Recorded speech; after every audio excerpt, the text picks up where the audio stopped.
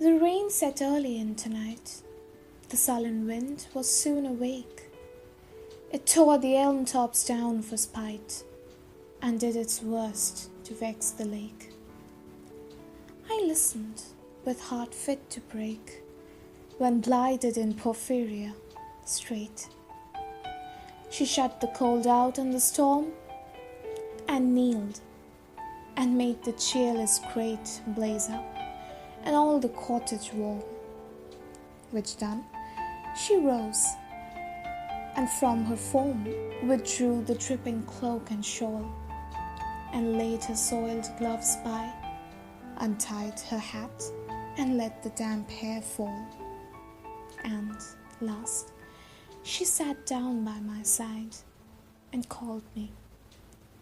When no voice replied, she put my arm about her waist, and made her smooth white shoulder bare, and all her yellow hair displaced, and, stooping, made my cheek lie there, and spread o'er all her yellow hair, murmuring how she loved me, she too weak for all her heart's endeavor to set its struggling passion free from pride and vainer ties to sever, and give herself to me forever.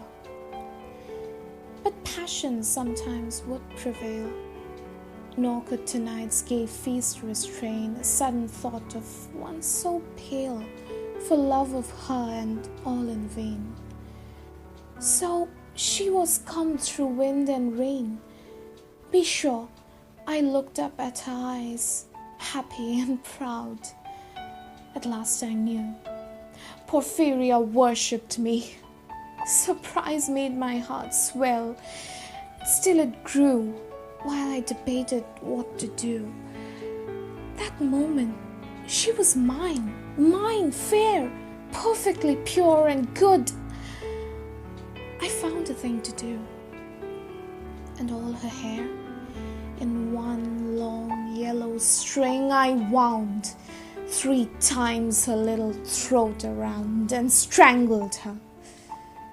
No pain felt she. I'm quite sure she felt no pain. As a shut bud that holds a bee, I warily opened her lids again, loved the blue eyes without a stain, and I untightened next the tress about her neck. Her cheek once more blushed bright beneath my burning kiss.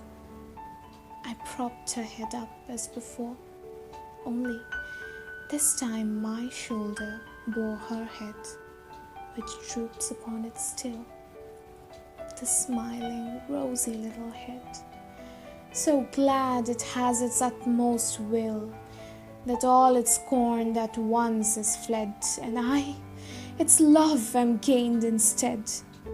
Porphyria's love. She guessed not how her darling one wish would be heard.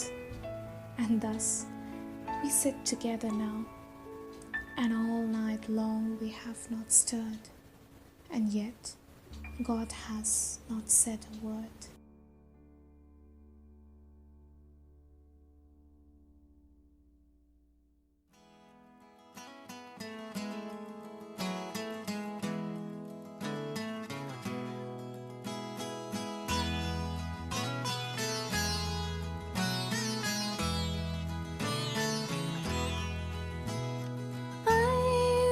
Had a girl, or shall I say, she once had me.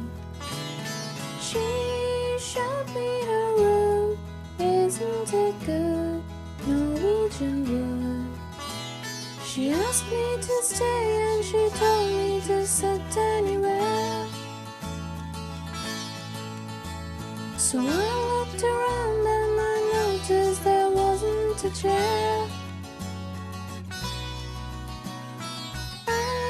Sat on the rug, biding my time, drinking her wine. We talked until 2, and then she said, it's time for bed.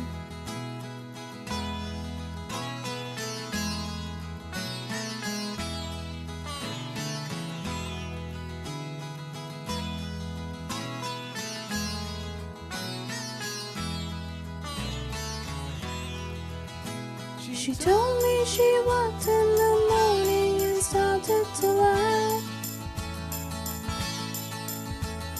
I told her I didn't and crawled off to sleep in the bath. Then when I awoke, I was alone. This bird had flown. So I lit a fire. Isn't it good? Norwegian wood.